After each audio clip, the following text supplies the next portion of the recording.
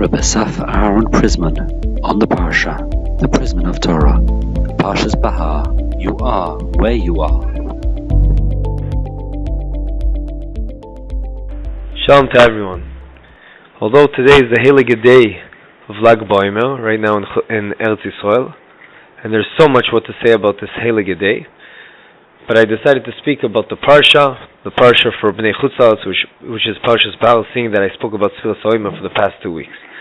I would like to share with you a very nice idea that my Chavusa shared with me, Rabbi Baruch Shechter, and it's an end of your week's Parsha, which is Parshas Behar, Perek Kaf Vav Pasuk Aleph. Rashi over there talks about what the pasuk is talking about, which is a person shouldn't do idol worshipping, shouldn't do avodah zarah, lo tasu lachem elilim, upesu lo matzeva, lo takimu lachem, etc., etc. The second half of Rashi explains the whole order of events, the sequence of events in the parsha, that if a person doesn't keep shvis because he's so worried about his money, eventually it's going to lead him to have no choice, because he's not going to have money as a punishment for HaKadosh Baruch Hu. He's going to have to sell all his belongings, and then he's going to have to sell other things. Eventually it's going to get to a point where he's going to have to sell himself to be a slave. On that, in the first half of Rashi, he explains that a person might say the following psychology to himself: now that I'm in and that's who the Torah is talking to over here, says Rashi, based on the Midrash. Seeing that my Adoin, my master, my Rebbe, who's my master, that I'm a slave to, he is performing avodah zarah because he had no choice, and he was so desperate that he had to sell himself to be a slave to a goy, not even to a Jew. Seeing that he is doing idol worshipping, afani kemoiso, maybe I should also be allowed to do it. Hoil veRebbe mechalel Shabbos, seeing that my Rebbe, my master, doesn't care about Shabbos, afani kemoiso. This is exactly and precisely why these psukim had to be said. I assume that Rashi is asking this because it's obvious, we know we have to keep Shabbos. But no, maybe you'd have a tzad, maybe a person would say, well listen, right now my master is a goy, so I should be like him in these aspects. Just like he doesn't keep Shabbos, I don't keep Shabbos. And the question screams out and begs itself, what? How can there be such a tzad, such a hava amina, such a thought in someone's mind? Obviously, you're a Jew. Who cares even if you're a slave, which is very sad, but to a goy, but that doesn't allow you to not keep Shabbos. How can someone have such a thought, such a hava amina? What's going on over here? So asked my chavusa Rabbi Baruch Shechter, and I agree with the question. So he wants to say me'atzmoi, he wanted to say this idea, which is a famous concept, very emistic pshat, very emistic yesoid concept, and he wants to apply it to here. He says,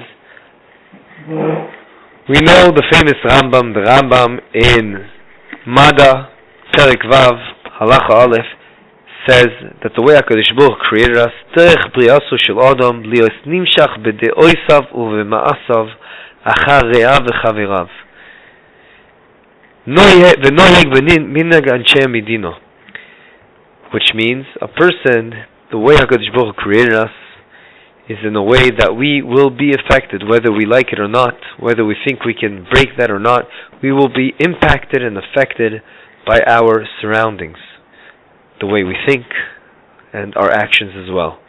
And therefore, says the Rambam, Lefichach tzarich odom li'ischaber le'tzadikim, therefore make a huge effort to connect only to good people, to tzadikim, u'le'yeshev etzel chachamim tamid, and always sit next to good people, chachamim, tzadikim, so you'll be impacted by them, because at the end of the day, that is what's going to happen. V'yitrachek min ha'reshaim, and don't have a connection, go far away from the wicked people. Later on, the Rambam says, and he goes to such an extreme, that if you don't find any place where there are good people, then you should pretty much be in an isolated area, because this concept is so important, and it's such a fundamental concept that we will be affected by the people we are hanging out with, the people we are surrounded with, and seeing that life is all about purifying ourselves and excelling in midos and being a good person and learning Torah, etc., etc., and doing chesed,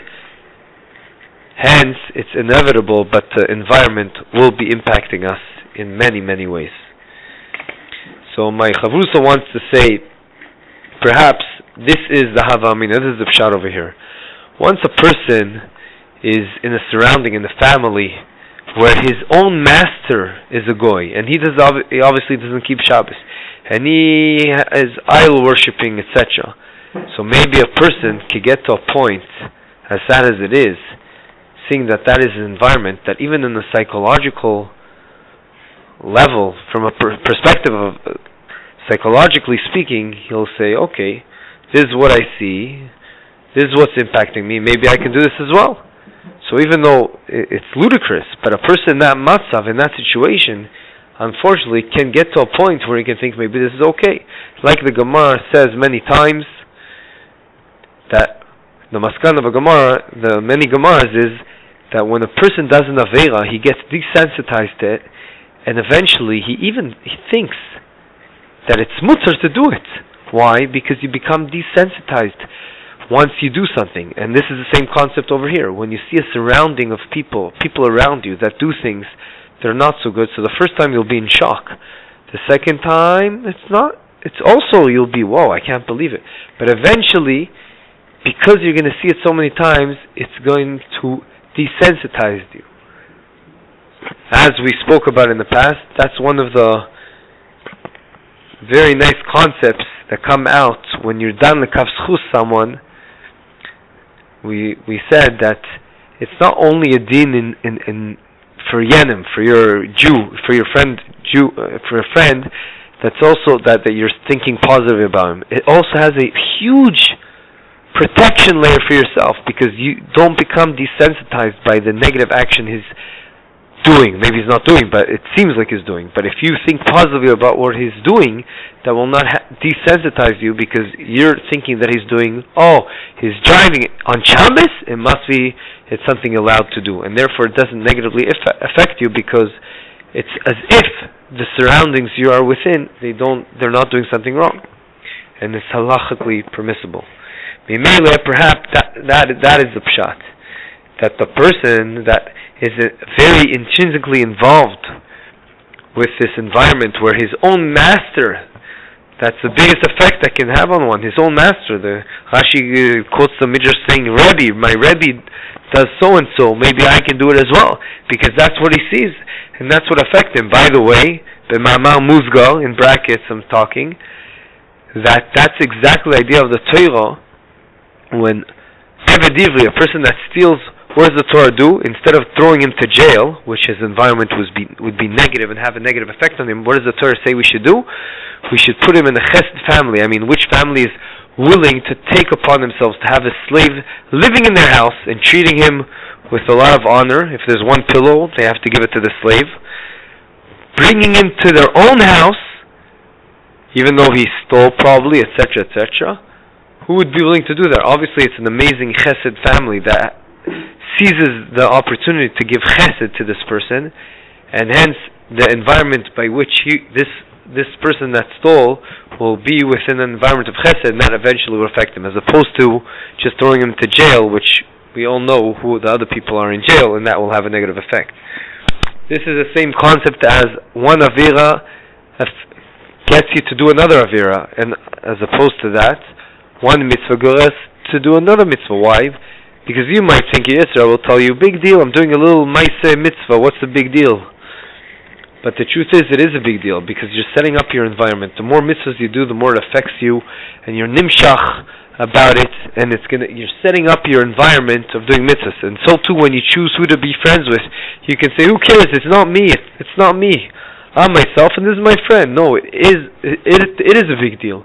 Because the place you go to learn in yeshiva or at school, and the friends you decide to be with, and the families you decide to hang out with in their houses, they will have a huge effect on you.